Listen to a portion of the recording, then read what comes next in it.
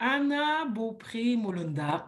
Moi, je suis beaucoup de choses. Je suis une mère, je suis une artiste, je suis une femme, une amie, une citoyenne, puis j'essaie très humblement de tout mixer ça dans ma vie.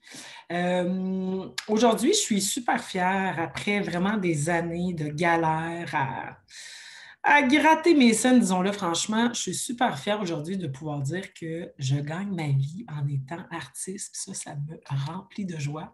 Je crée mes propres projets, mais ça n'a pas toujours été le cas.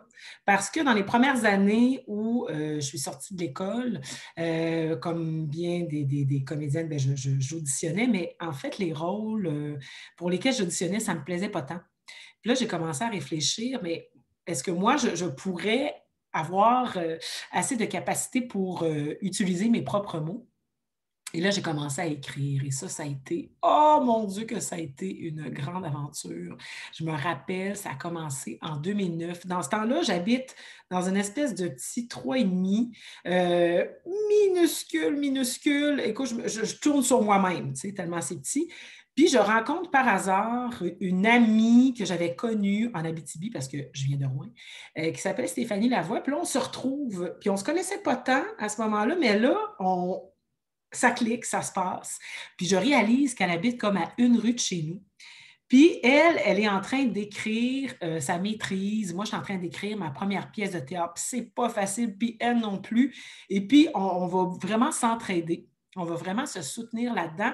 Ça fait qu'une fois de temps en temps, là, quelques fois par semaine, on s'appelle. Ça te tente de prendre un café? J'ai comme besoin d'une pause. Et là, je m'en vais chez elle. Elle vient chez moi, on se fait un petit café, on jase. 30 minutes, une heure, pas plus, mais tu sais, juste assez pour se repéper, se redonner de l'énergie.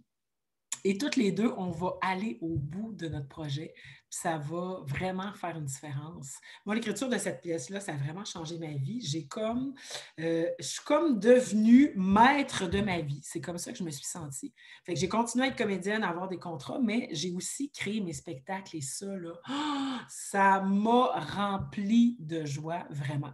Puis j'étais vraiment sur une belle ère d'aller, ça allait bien, on pensait à moi, le téléphone sonnait, je créais mes spectacles, il y avait du monde dans la salle, c'est extraordinaire. Et là est arrivée la pandémie et là, tout a arrêté. Moi, je suis une mère de 2 enfants. Donc, tout d'un coup, je me suis ramassée, plus de contrat pour les mois à venir, tout avait été annulé. Et pour la première fois de ma vie, je vais devenir une mère pas stressée. Hey, est-ce que tu peux croire que mes enfants n'avaient jamais vu ça? Leur mère pas stressée. Et là, on a tout fait ce qu'on n'avait jamais eu le temps de faire.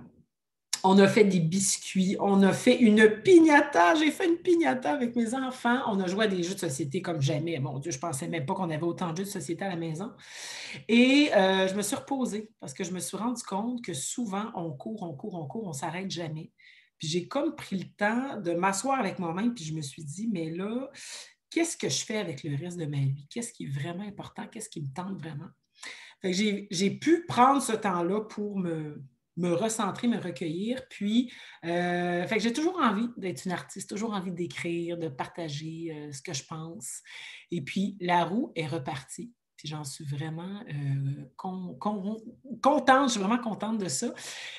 Autant avant, je voulais tout savoir ce qui allait m'arriver dans le futur, autant maintenant, je laisse aller, j'ai confiance que les choses vont bien se passer. Je me sens en contrôle de mes moyens. Puis j'ai l'impression que quand on a confiance en soi, il y a bien des choses qui sont possibles. Fait que ce que j'ai envie de te dire, c'est prends du temps pour toi vraiment, puis ça va bien aller. Tu sais, cette phrase-là qu'on dit tout le temps, mais mettons que c'est vrai, là, ça va bien aller.